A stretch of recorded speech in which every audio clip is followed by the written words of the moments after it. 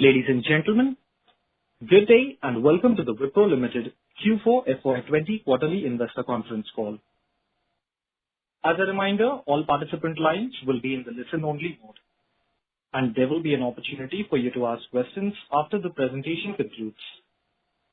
Should you need assistance during the conference call, please signal an operator by pressing star, then 0 on your touchtone phone. Please note that this conference is being recorded. I now hand the conference over to Ms. Aparna Iyer, Vice President and Corporate Treasurer. Thank you, and over to you. Thank you, Stanford. Warm welcome to our Q4 FY20 earnings call. We will begin the call with the business highlights and overview by Abid, our Chief Executive Officer and Managing Director, followed by a financial overview by our CFO, Jatin Dalal. Afterwards, the operator will open the bridge for Q&A with our management team. Before Abid starts, let me draw your attention to the fact that during this call, we may make certain forward-looking statements within the meaning of the Private Securities Litigation Reforms Act 1995. These statements are based on management's current expectations and are associated with uncertainties and risks, which may cause the actual results to materially differ from those expected. The uncertainties and risk factors are explained in our detailed filings with SEC. Wipro does not undertake any obligation to update the forward-looking statements to reflect the events and circumstances after the date of filing. The conference call will be archived and a transcript will be made available on our website. Over to you, Abid. Thank you, Aparna, and good evening and good morning, ladies and gentlemen. I'm joined by my entire executive committee, that is the Wipro senior leadership team, virtually today, as we practice social distancing and have adopted ourselves to the new normal of working as a leadership team. We will share with you the results for the fourth quarter and full year performance for the fiscal year 2020. But before I do that, I want to thank the leadership team, all of the 180,000 plus Wiproites globally, our customers and our partners for their untiring efforts and perseverance as we transformed ourselves into this new normal and enabling us for delivering on our commitments to all our stakeholders. These, as all of us know, are unprecedented times, and I'm extremely proud of how the entire team has come together in the face of this crisis and work 24/7 to ensure the safety and well-being of each other while continuing to serve our clients. The fact that we've been able to stick to the earnings release schedule that was published several months back is a testament to these efforts. On our Q4 and full year performance, as you might have seen, our Q4 revenues grew by 0.4% in constant currency terms within our guidance range. And for the full year, we grew at 3.9% in constant currency. The first 2 months of the quarter were strong for order book, closure of large deals, and ramp up across all of our projects. But in March, as the COVID health crisis rapidly deteriorated in key markets like US, Europe, UK, and the lockdown in India, we clearly saw an accelerated impact to our business. Let me talk a little bit about our response to the COVID crisis. As we realized earlier in China and then in Philippines, we quickly activated our COVID-19 Global Crisis Management Task Force, headed by Bhanu, our Chief Operating Officer, and consisting of various cross-functional teams of business continuity planning, our Chief Information Officer, our Chief Information Security Officer, our HR teams, our Facilities Management Group, Corporate Affairs team, and our topmost priority was and remains the safety and well-being of our people. With a lot of cooperation across not only internal but even external stakeholders, including the administration in various jurisdictions, we were able to move by early March most of our people in global offices to be enabled to work from home. On March 15th, we changed the working arrangement for our support employees based in India to work from home and started enabling the 165,000 billable client-facing employees to work from home. The initial effort obviously was about getting approvals from our customers to be able to do that. Then, just before the lockdown, to enable work from home, we moved massive number of desktops, acquired additional laptops and data cards, and transported them to our people's homes. We also created additional capacity in our cloud VDI and VPN using our own offerings around these areas to be able to enable a large number of our employees to work from home.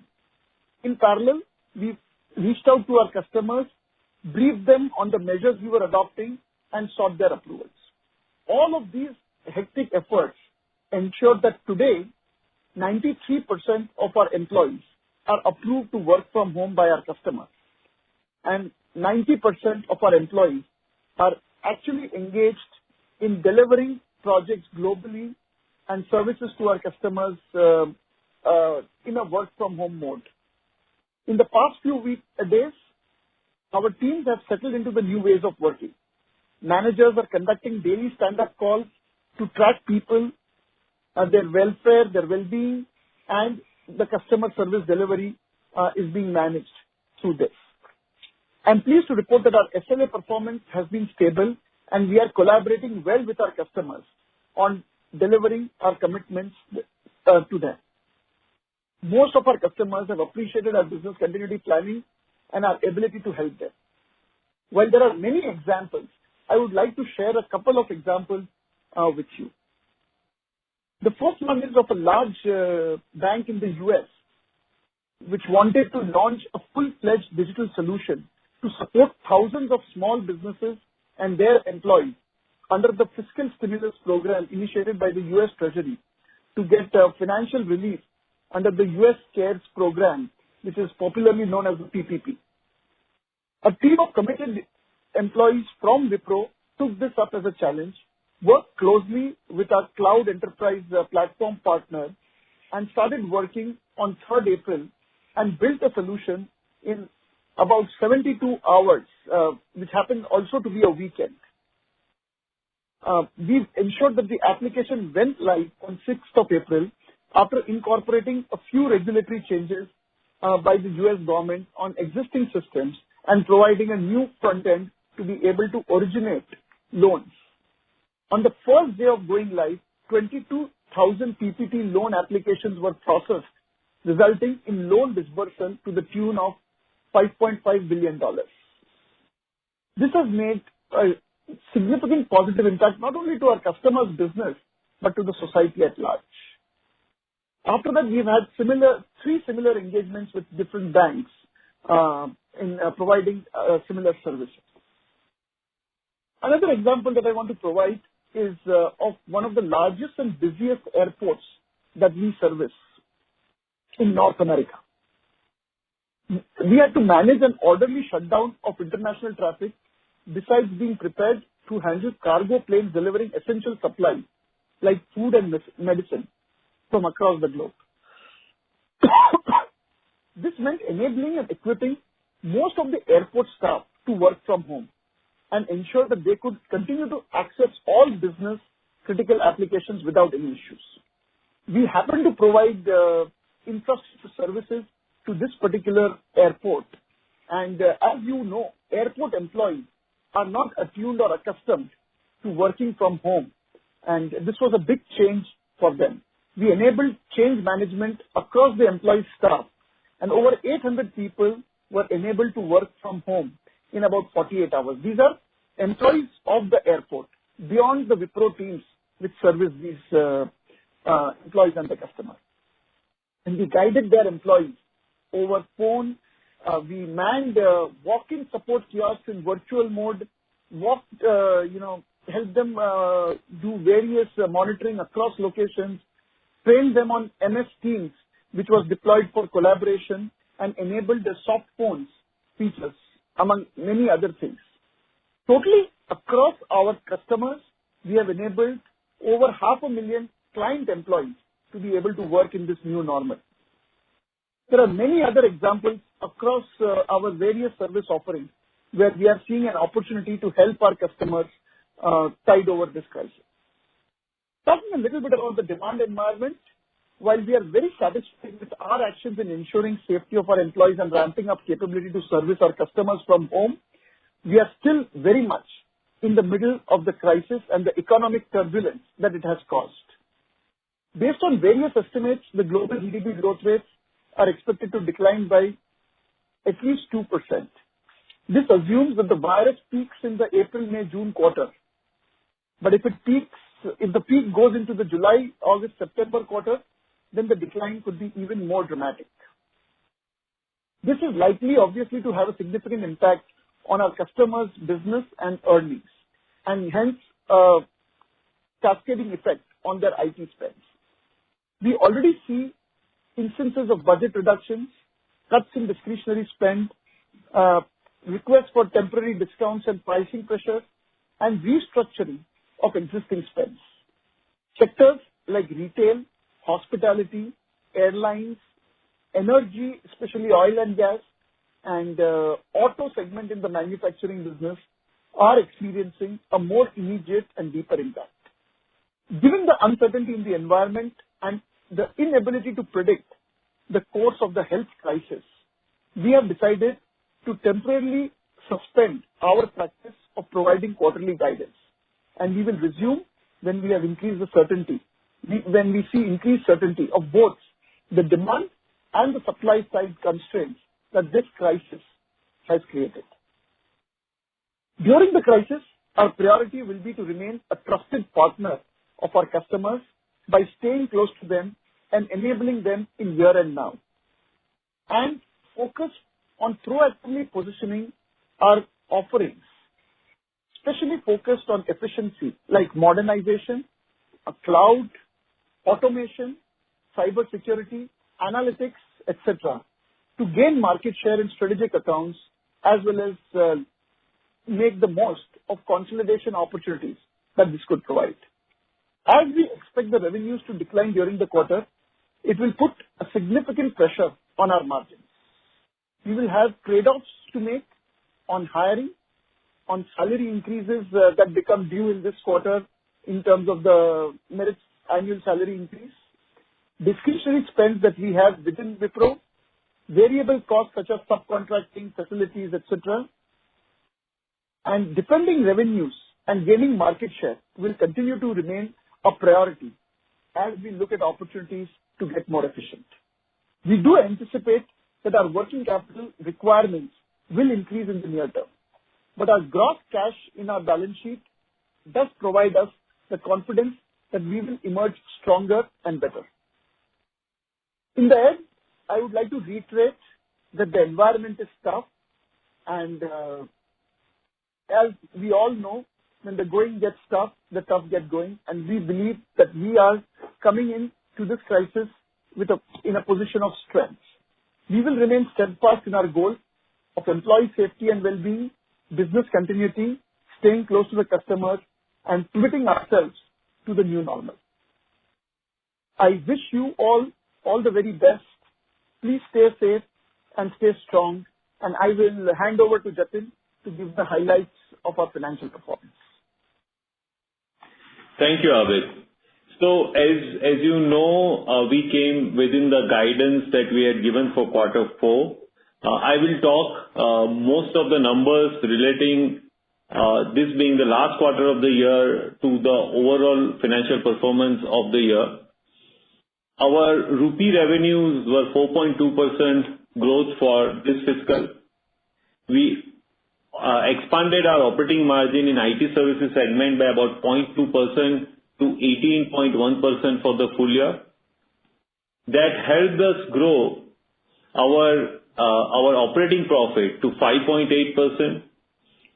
We further got help from other income which grew this year. As some of you know, we had larger cash earlier part of the year, which was pending the buyback that got completed in September.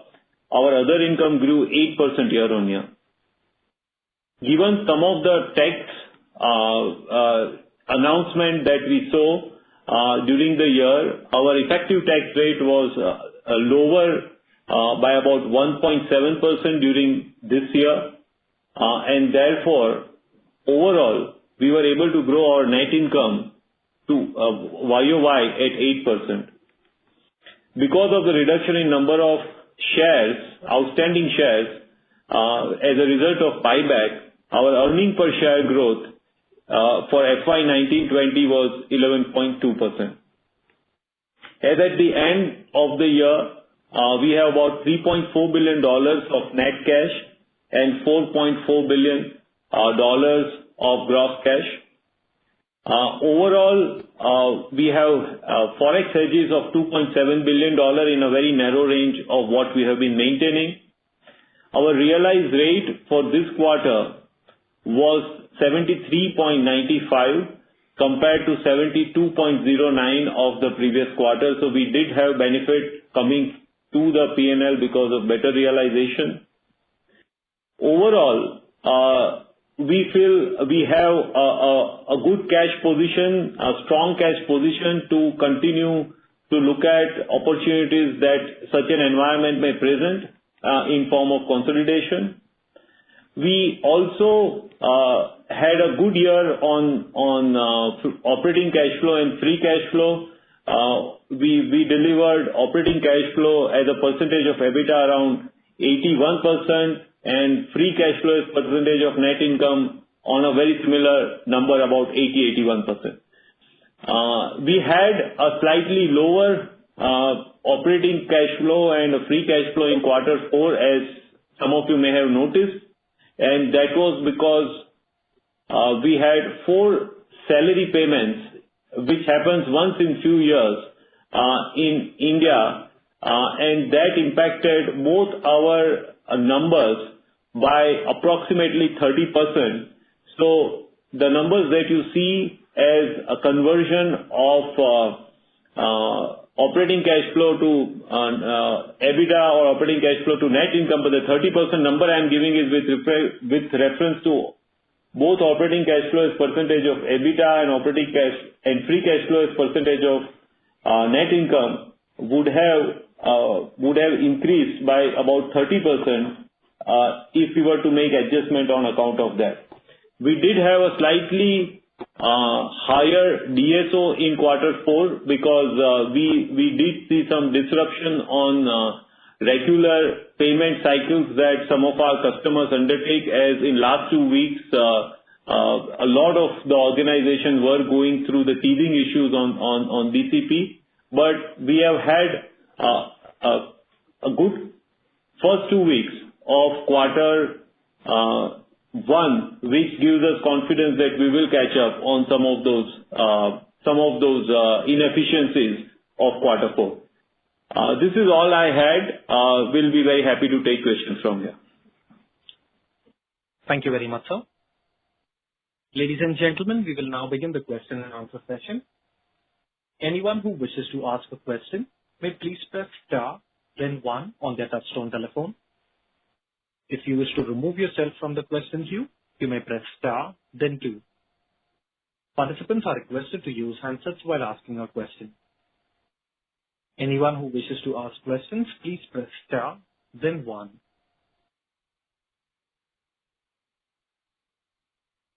The first question is from the line of Nitin Padmanabhan from Investec. Please go ahead.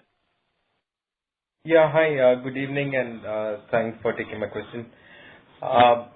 So first, I just wanted your thoughts on the price cuts, the cut in discretionary and extended payment terms. If you could just give some clarity there in terms of one, what proportion of clients do you think will end up asking for such concessions? And do you think these concessions are even on a price cut basis? Is it very temporary? 2, is there any vertical specific cuts where you think it's more sort of prevalent? And finally, do you think something like an IMS also will bear those price cuts if it were to occur?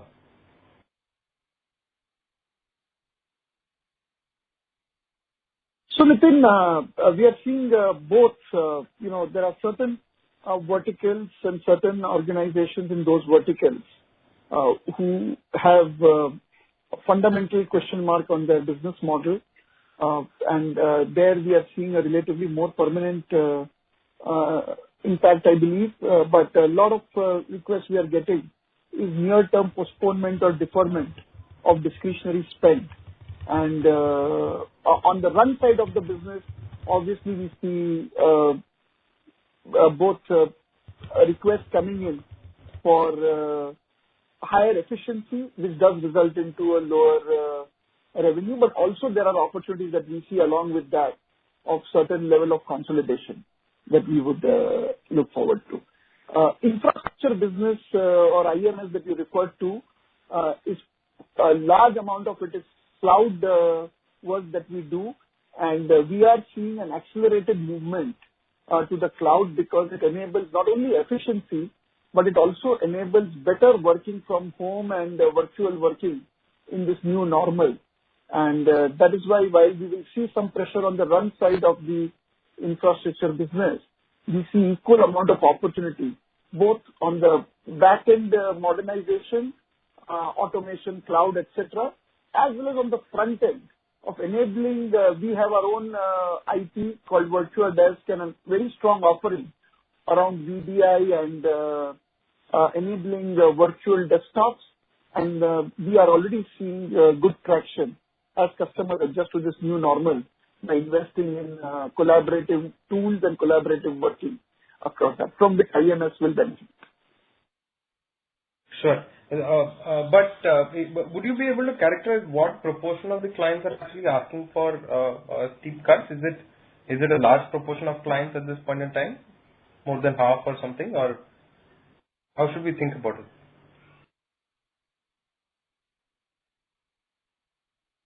So the way I would think about it is there are ongoing conversations with a lot of clients. In some cases, we are also being proactive. We are very close to our customers. We see opportunities that have always existed, and there is an element of acceleration of those opportunities that we can bring, which would obviously reduce cost for the customer, but at the same time could be revenue opportunities for us. It would be very difficult to quantify what percentage of clients are asking for this, but there is a small percentage which have come upfront from verticals that have been very severely impacted, that I talked about: retail, travel and hospitality, oil and gas, the auto segment within manufacturing and others. But we see opportunities that we are going proactively with the offerings that we have, which are very specific to this COVID crisis and from our experience from past recessions, that could be leveraged in an environment like this.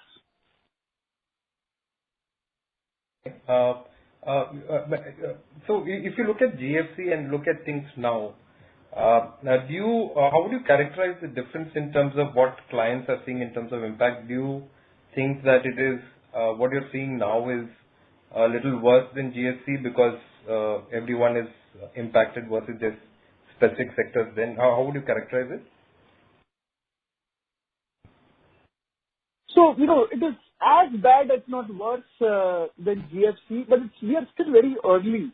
So, the focus in the last 3 weeks or so, if you take mid-March as when really across the two main geographies, Europe and US, from a demand side, and India from a supply side, got impacted.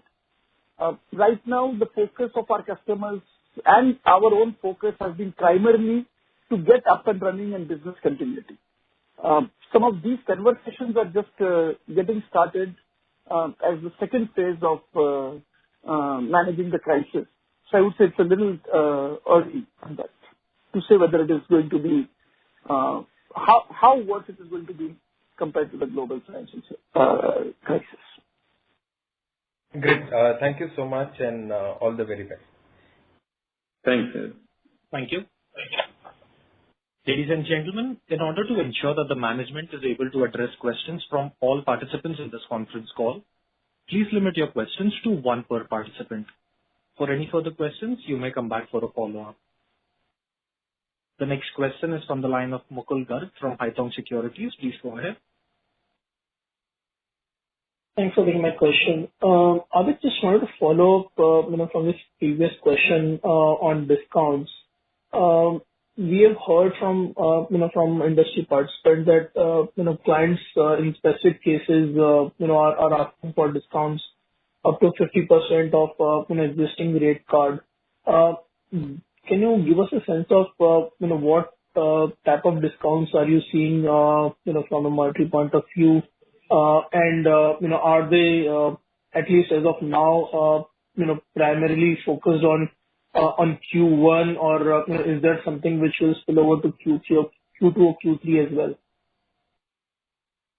So, hi Mukul, this is Jatin.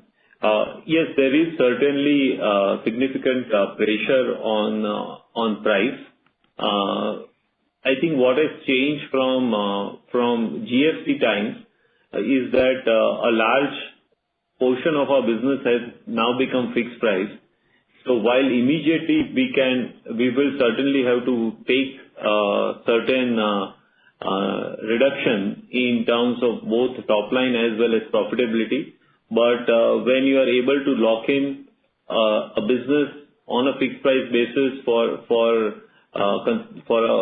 let's say 3-year, 4-year time frame, you have higher confidence of working through your automation plans, your pyramid, your on-site offshore mix to be able to get some of those productivity benefit back into margin at a later point in time.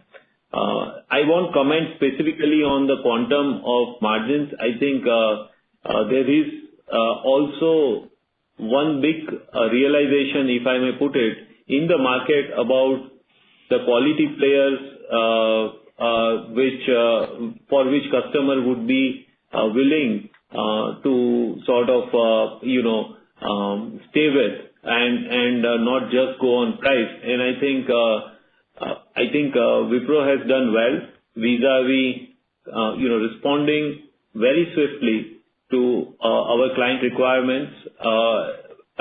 We were, I think, first off the block vis-a-vis how we responded to some of the work from home requirements. And that I think is also a source of us to be able to stay in a portfolio on the strength of that execution. Understood. And Jatin, in terms of duration, current conversation are mostly Q1 constrained, or people have started looking at a slightly longer term as well in discounts discussions. So these are I would answer it in two parts. Number one is whenever a crisis like this happens, the reaction of the customer is here and now and this year. So that is part one. But I also believe that right now even customers are thinking through their strategies for rest of the year or next year. So some of these conversations are just beginning, and they will evolve over a course of this quarter and probably early part of next quarter. And we will have to stay with those, remain resilient, and make sure that whatever we are doing is in the interest of the relationship that we have with customer over a period of time, and what we can further build on that over future periods. So it's not a 15, 20-day, 30-day phenomena where everybody is coming to you and then you decide, and then you are back to a normal work as usual. This is going to unfold. I think as we see various parts of the world coming back to their business, and various parts of the industries reflecting upon their own economic prospects for 2020 and 2021. Got it. And if I may just get one more question in, Abid, while we all understand that the visibility on business is quite low, and hence guidance is difficult. But can you give us a sense of the impact on individual sectors, especially on the energy and BFSI side, what sort of hits you are seeing, especially as you mentioned during prepared remarks that, you are expecting a decline this quarter? So as I mentioned in my remarks, definitely the aviation sector, both airlines and airports, the overall travel and hospitality sector, oil and gas due to the oil price, retail, a lot of retailers except food and grocery have almost shut down their stores, and they are having a huge impact. The auto sector, especially in manufacturing, where not only the demand side but also the supply chains have been adversely impacted, I would call them as high impact verticals. On the other hand, some of the other verticals like communications, where the surge in the use of bandwidth, the surge in entertainment and media segments in terms of consumption of their services. We are seeing utilities, for example, we are not seeing a major change. In banking, we are seeing both tightening of the belts and, primarily driven, as all of you are in that same industry, by interest rates and volatility that is seen. On the other hand, because of the quick response of various governments on the fiscal stimulus, there is also a positive impact on the banking industry, where they will see more activity around refinancing, originations of loans and grants enabled by the PPP equivalent programs across jurisdictions and so on and so forth. Logistics, we have a few logistics customers where there is a new paradigm of supply chain management and logistics, where we are seeing some traction. So more important than just the sectors alone, we are staying very close to each customer organization, enterprise, and customizing our interactions and offerings and strategy to the strategy that these individual organizations are adopting in their context to be able to make the most out of it. Obviously, the ability to quantify at this point in time is very difficult. Otherwise, we would have guided because a lot of things are in flux right now. But hope the color I gave you helps you with the sector-wise feel that we are getting. Obviously, the healthcare, medical devices, life sciences, where we have a lot of strength, has both kind of impacts. Because we are enabling a lot of hospitals, we are enabling a lot of our customers in the ecosystem to be able to provide COVID-related services. We've ourselves invested a lot directly in, for example, design of a new ventilator, which is more of a prototype design, but a lot of that expertise could be leveraged. Analytics-based solutions around predicting and developing models and so on and so forth. But also, on the other hand, a lot of the hospitals, as they prepare to take care of the COVID impact, a lot of the elective surgeries and elective procedures have been put on hold. So if you compare from a normal occupancy of a hospital versus what they are occupied today, actually they are less occupied in most, just if I take US for example, except for say New York or a hotspot, in most other places the hospitals are running at lower occupancy. And that has a cascading effect on their financials and IT spend and how we service them. So at this point in time, I would say there are a lot of moving parts, and quantification of that would be quite difficult. Thank you. The next question is from the line of Moshe Katri from Wipro Securities. Please go ahead. Hey, thanks for taking my question. My question is more kind of maybe broad-based. What is management planning to do in terms of balancing, on one hand, protecting your revenues versus protecting your margin base? What sort of trade-offs are you willing to take? And then in that context, obviously, if demand does slow down, what happens to your bench? What sort of utilization rates are you willing to kind of sacrifice in order to kind of preserve your bench at this point? Thank you very much. So Moshe, great question, and I will take the help of a few of my colleagues in answering this. But from a Wipro perspective, as you would expect any reputed organization to do, very quickly we formed 3 teams within the organization led by my 3 CXOs. So the first team that was formed was on the crisis, managing the crisis itself and providing business continuity. And that was led by Bhanu, supported by a ton of people in the organization.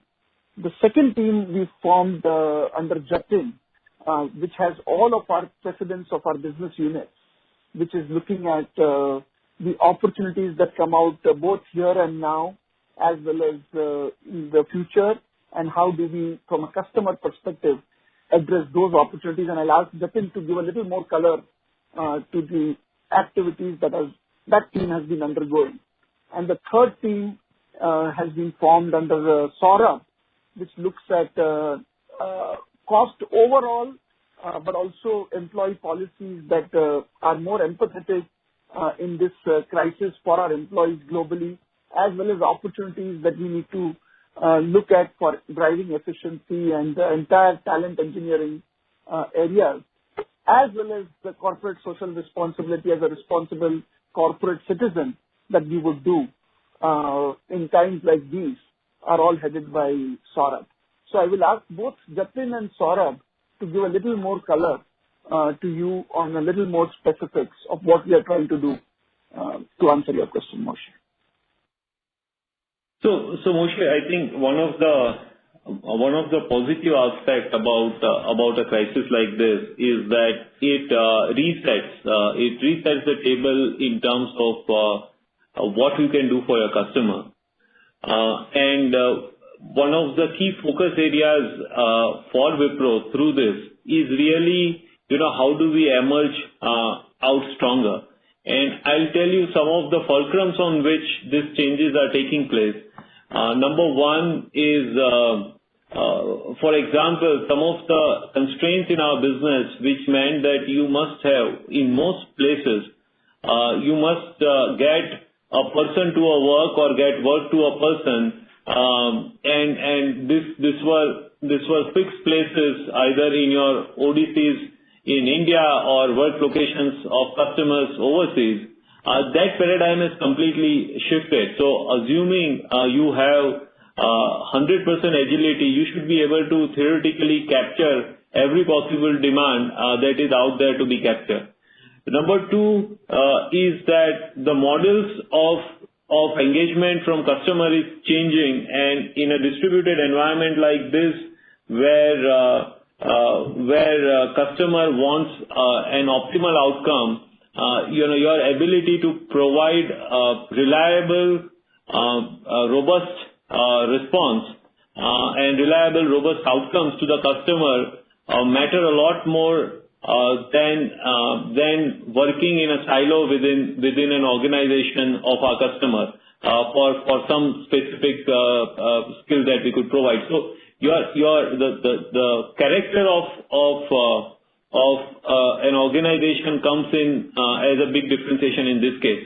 So we are looking at fundamentally what we could do in times like this from market offering standpoint and from our ability to respond very swiftly to customers' requirement.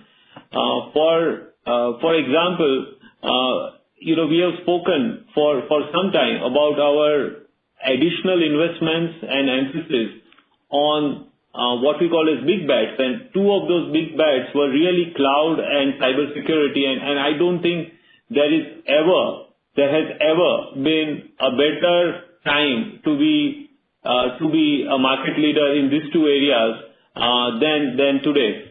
So we are working through horizontal offerings, some of which Abid spoke about in his opening address, where we very swiftly responded to customer requirement, as well as domain-specific, be it banking or energy and utilities, which we could very quickly take to our customers. And one very, I would say, one very emphasized aspect of our response to this crisis is how do we emerge stronger. I request Saurabh to talk about some of the cost sections. Thanks, Jatin. And Moshe, to your question in is how do we, our premise will be, is rather that we manage the cost implications in the short term, but are equipped to move with agility as and when the demand picks up. And that's the way we are looking at our entire supply chain in terms of how do we look at hiring, how do we look at bench, how do we manage people, including how do we look at subcontracting, how can we make sure we deploy our people given the release of bench happening. So all these moving different parts of the supply chain will be the levers for us to ensure that in the short term, given the impacts, we should manage the cost, but as and when things stabilize, we are quickly in a position to come back. And that's been the intent in terms of going deep on this one. Understood. Thanks for the color. Be safe. Thank you. The next question is from the line of Ankur Rudra from JP Morgan. Please go ahead. Back, how you have the industry in the previous slide. Excuse me, this is the operator. I'm sorry to interrupt. Mr. Rudra, your voice is breaking. Is it clearer now? Yes, better. Thank you. Okay. Thanks for taking my question. So the question is, if you look back at the previous crisis that you faced, including GFC and the other ones, what are the main learnings you can take away from that play differently this time, in terms of all the balances between revenue optimization versus cost optimization? So, Ankur, when we compare ourselves having navigated the crisis, the two most important things are, number one, in a crisis, there is a race towards quality, partners or providers that the customer trusts. And today, if you look at our customer satisfaction, it is at an all-time high. We just completed our annual customer survey, and our customer scores are over 90% on customer rating and over 66% on NPS. Second is everything that we did in the first 2 or 3 weeks of crisis management. We received a lot of appreciation from our customers of not only enabling Wipro services to work from home, but in some cases even helping the customer's own employees as well as their vendors who were struggling to enable business continuity for the customer. And all of that gives us the right to play, being close to the customer and having the customer's trust. So that is one aspect. As I said, there are two aspects. The second aspect of that is having relevant offerings. And I think Justin alluded to this earlier in his response to Moshe. The investments that we've made over the last few years around digital, around cloud, around cybersecurity, even consulting, is very relevant because it requires a lot of organization change management, consultative, proactive propositions to be taken to the customer. All the investments we've made in client mining and our Mega Gamma accounts in terms of client teams, so that we are contextualized, we are relevant, we are aligned to the customer strategy as we take these offerings that are market leading. We've got leadership position in over 100 of the 150 analyst reports that we participate, which talks to the strength of our offerings. That combined with the investment that we've made in client teams to be able to make them contextualized and relevant to our customers, including the investment in intellectual property, especially around homes and some of the automation, artificial intelligence, cyber security platforms, data analytics platforms that we have invested in, are all very valuable. Topcoder, which is the crowdsourcing platform, which is very amenable to the new ways of working. So we have the strength of our offerings, we have the strength of client relationships, which are both important to be able to do that. And one of the things that we are very fortunate about, and we've been working on it as well, is the quality of our balance sheet to be able to help customers in this time of crisis. As you know, we've got significant cash available on our balance sheet. We've worked on the quality of our revenues, whether it is unbilled revenues, whether it is our PVDs, etc., which give us a lot of confidence on our own internal strength to be able to structure deals with customers that are beneficial to them for the long term and provide us a competitive advantage as we work on those deals. So all of this kind of put together, I would say, whether you call it learnings or best practices of coming out as winners based on the experience of the past crises that we have all seen. Thank you. Very helpful. Any particular insights on the workforce side which may be different from last time? Saurabh?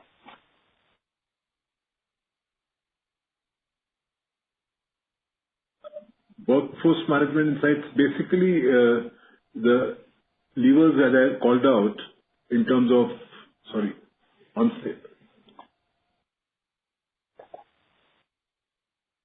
Now, the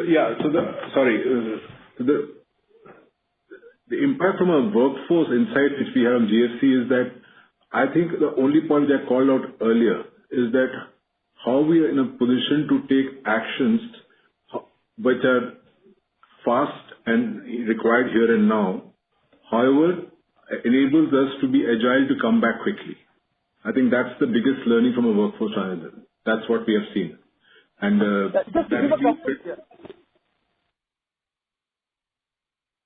you want to add something, Abid? No, I was just saying, just to give an example, sort of talk about the enablement of work from home in terms of the managers and others, this reskilling acceleration that we are doing. Yeah. I think the question was more around Ankur wanted some examples. Yeah. So, as Abid alluded to, this pandemic has also pushed the boundary which we have never expected. So 93% of the workforce, enabled to work from home.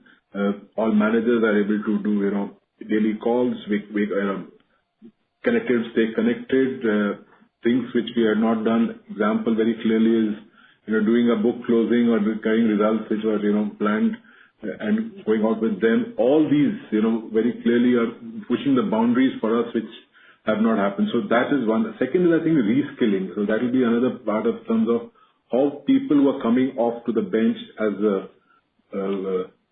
different volumes are happening and different ramp downs and ramp ups are happening. How do we equip them to move for the newer ways? So I think that's another one. And having a top coder platform and a top gear platform for us is another opportunity for us to train people and make them ready.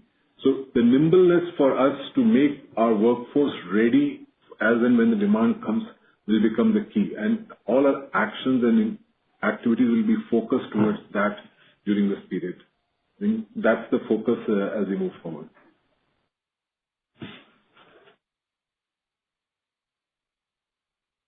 Thank you. Thank you. The next question is from the line of Parag Gupta from Morgan Stanley. Please go ahead. Hi, good evening, everyone. So Abid, the question that I had for you is that you did mention that some of the clients you have, especially in the 3 to 4 verticals that you talked about, are seeing significant challenges because obviously there the first order of impact is much higher.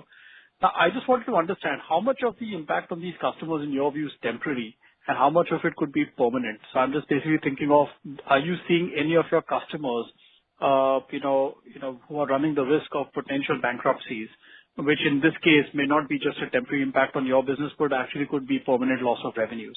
So if I could just get some sense on that from you. And then I'll ask my second question after that. So Parag, we have Srini Palia, who is the president of our consumer business unit, which has seen the earliest brunt of this. So I'll ask him to give you some color on it, and then it could be followed by Angan, who heads our banking and financial services business, to give you a little more color in terms of what he's seeing in those two verticals. What both of them are seeing in those two verticals. Thanks. Hi, Parag. Srini Palia here. Like I think Abid mentioned that retail, travel, and hospitality industries had a significant impact. Those are the industries that are part of the consumer business unit. Now, if you look at the specific segments within that, which are hardest hit, includes the apparel and fashion retailers, the home improvement retailers, specialty retailers, and of course airlines and restaurants and hotel chains. Now, if you look at the analyst reports, they say that some of these retailers and departmental stores may shut shop for the next 6 months as well, right? What we saw initially post-COVID is there was a hyper demand for groceries, which we expect to normalize in a month's time. Again, across the board, there's a significant pent-up demand for online commerce and also automation that Abid talked about. To us, at this point in time, the way we see it, as retailers are looking at our health, especially ideas around last mile inventory, last mile delivery inventory, and omni-channel tracks. At this point in time, the visibility that we have within some of our customers they have stalled many transformational programs. They've put a hold on discretionary projects, and thereby there's a reduction in developmental work, especially on projects.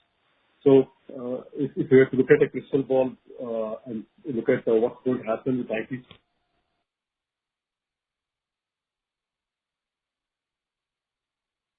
Participants, the line from Mr. Neemuchwala has dropped. Please stay connected while we reconnect him.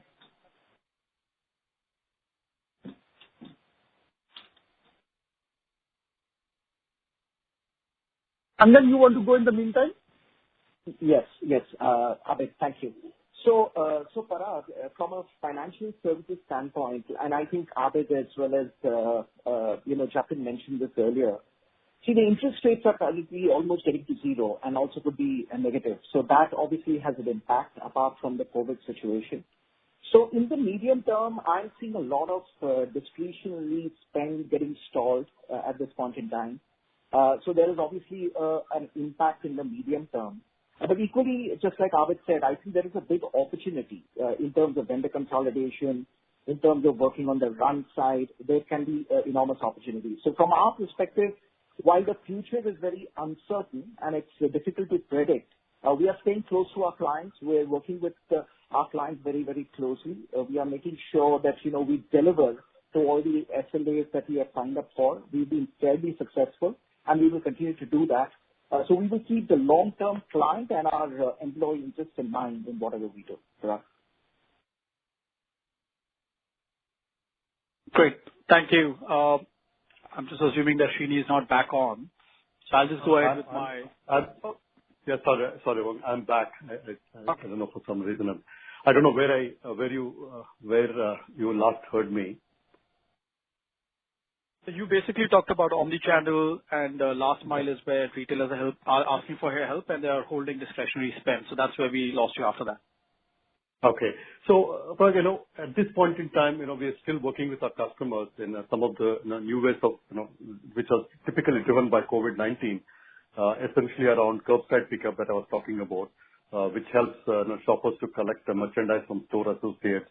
There are some engagements where we are helping our customers around store traffic and social distancing through video analytics. A lot of customers, obviously they have they want to liquidate the inventory post-COVID. Adaptive pricing and dynamic pricing becomes, very important from a competitor benchmarking perspective, and also home delivery for those those retailers who've been not full-fledged on e-commerce or omni-channel. So these are the areas that that we are focusing on. So we think that while the overall IT spend will come down, but there will be key niche areas that the retailers will help, will need help, and that's where we continue to invest our time and effort, if you will. Great. Thank you very much. And Abid, my second question was for you. I guess for Wipro, we were basically now looking at two potential headwinds. One is the headwind of COVID and how that flows through. And the second is obviously, the fact that you have decided to move on does create some amount of vacuum at the top level. Is there any change in views and how, or to put it differently, is there anything that we should be keeping in mind as to how Wipro can manage these turbulent times, especially with you also potentially moving on at some point in time? Thank you. So Parag, I will let Saurabh give a little bit of an update on the CEO succession, as he's been doing it very closely with the board. But I wouldn't classify that as a headwind. The company that I leave, I feel very confident. I talked about our customer satisfaction, which is at the highest level, our offerings where we have a certain leadership position and recognized by the stakeholders, intellectual property, our strong balance sheet, a very strong leadership team, and energized sales force and the customers. So I feel quite good in terms of a strong foundation which I'm leaving behind. And a testimony of that is that we announced my stepping down on January 31st. And while COVID was somewhere a small speck in the background, it was obviously not what it is today. And we spent from middle of February to middle of March, as I articulated, preparing for it as we started first seeing it in China, and then we started preparing for it and executed quite well in March. As I promised on the request of our chairman and the board that I would continue till my successor is announced and on board and continue business as usual. And I think the whole crisis management has proven that. The credit goes more to the team which made it happen because we have a deep leadership bench. We have a great team leading this organization. So I would definitely not classify it as a headwind. If anything, it is an opportunity for bringing in fresh ideas and thinking afresh in a new normal that we are going to land ourselves in a few weeks from now. Saurabh, you want to give an update on the succession process? Yeah, Parag. So as Abid said, 31st Jan we have announced, and the board along with the governance committee and the nominations committee is working. We are well on track on the process. It's moving extremely well in the entire process. It's not got impacted by the pandemic in any way, and we should be in a position to announce our new CEO in this quarter. So it's very much on track there. But as Abid said, he's very much there till the new CEO comes. So it's all business as usual for us. Got it. Thank you very much, and all the best. Thank you. Thank you. The next question is from the line of Divya Nagarajan from UBS. Please go ahead. Thanks for taking my question. And I think quite a few of my questions have already been discussed here, but just one follow-up on what you talked about is what you're doing for customers right now in terms of enabling work from home. Could you kind of run us through what kind of project sizes and opportunity that really is? So you talked of, for instance, enabling Microsoft Teams in one of your customers. What are the kind of project sizes and durations you're looking at here, and what kind of a potential opportunity could this be, as more customers try and implement these in the next several months?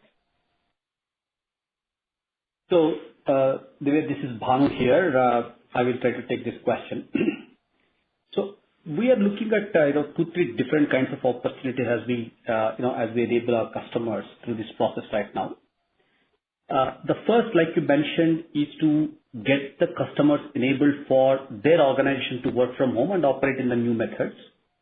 If I look at, for example, within our own organization, for example, our chat messages between our employees has increased by about 47%. Our collaboration minutes have gone up by 26%. Our usage of collaboration tools with respect to users has gone up by about 21%. So we see organizations trending significantly towards these virtual collaboration tools. So one of the things that we are doing for a lot of our customers is to quickly enable them to utilize these collaboration tools and make the work from home very effective for them. So that's the first kind of thing, and associated with that is all the cybersecurity capabilities that need to go with it. Right? So that's the first set of activity. The second set of activity is to help them with respect to the new opportunities that are coming in the short term because of the COVID crisis. Abid alluded to some examples of how organizations are trying to introduce products to take care of to take advantage of the fiscal stimulus that is being done in some of the countries. Similarly, there are organizations, for example, which are supplying to, let's say, nursing homes, and with all the lockdowns that are there in play right now, you need help in terms of optimizing algorithms, in terms of finding the right routes and so on and so forth, right? So there are multiple short-term opportunities that are coming. There are organizations which are looking at faster planning of their supply chains and so on, right? So a lot of short-term opportunities of that type. Then there are third set of opportunities that are coming in terms of organizations looking post-COVID, how would they look like? For example, lot of conversations about how the supply chain visibility and predictability should be there. What are the supply chain dependencies that the organization has, and how would they want to go forward and address those supply chain dependencies? There are questions about how much of process automation should be done, how much of the current work that is being done through our digital operations and platforms organization, how much more automation can be done in those areas, right? There are a lot of questions around, there are a lot of conversations around what kind of new digital, migrations can happen, right? Obviously, all organizations have understood right now that migrating to cloud is one of the best things that has happened for them. Those organizations who have moved to cloud, they've been able to respond to this very well. And those conversations about, hey, how do I go long term into what should my architectures look like, right? So we are looking at all the three sets of opportunities right now. Obviously, opportunity sizes do vary depending upon the depth of the organization and how widespread or how geographically spread that organization is.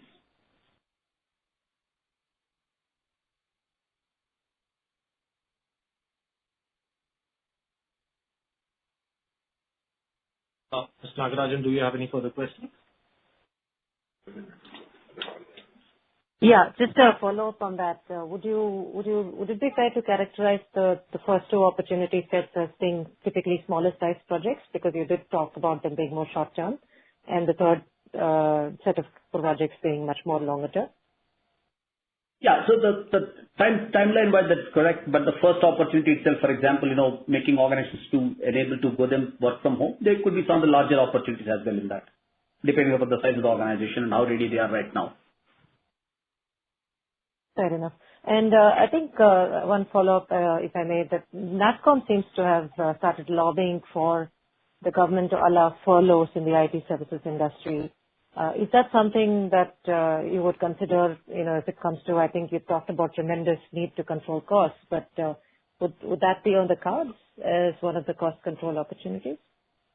Gaurav, we are absolutely. I think we are right now all options on the card, and furloughs is very much on the card. It is a flexible option, and it helps us to come back quickly as we. So very much we'll explore across all the countries possible. Okay. Thanks, and all the very best for the year. Thanks, Divya. Thank you. The next question is from the line of Pankaj Kapoor from JM Financial. Please go ahead. Yeah, hi. Thanks for the opportunity. So my first question is on the guidance suspension. Was just wondering, is it more because of, relatively speaking, uncertainty on the volume side, or you are unable to look at the kind of a pricing pressure that can come in, which is leading to this decision?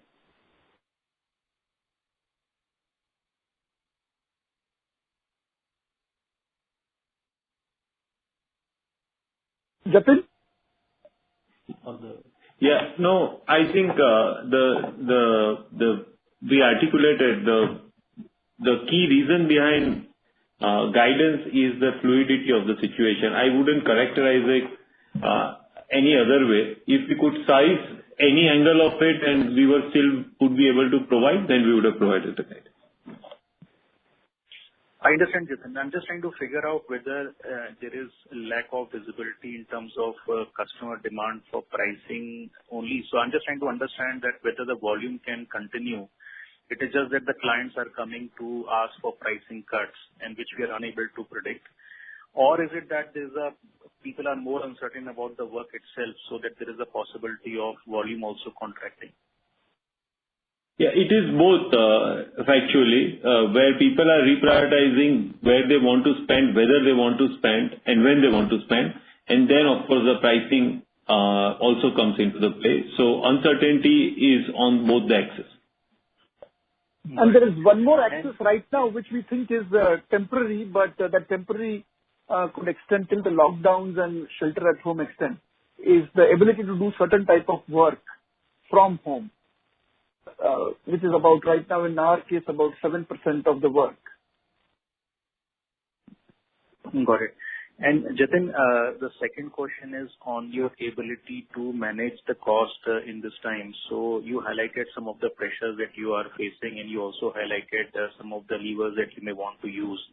As a net impact of all that, any sense which you can give in terms of whether we're able to manage margin in a narrow band, or you think that margin in the near term could come under significant pressure? Yeah. So we will, based on the visibility that we have as less as it is, we are going to definitely go all out on the costs, Pankaj. But since the revenue side of equation is fluid, one is not sure, how well those two will marry. I think we should go back and see a global financial crisis and see some of the margin behaviors. That's how we are looking at it, to learn from past.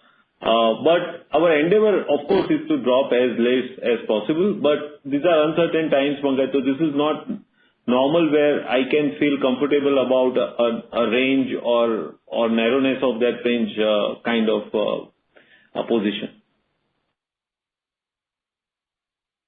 Thank you. Ladies and gentlemen, that was the last question. I now hand the conference over to Ms. Aparna Iyer for closing comments.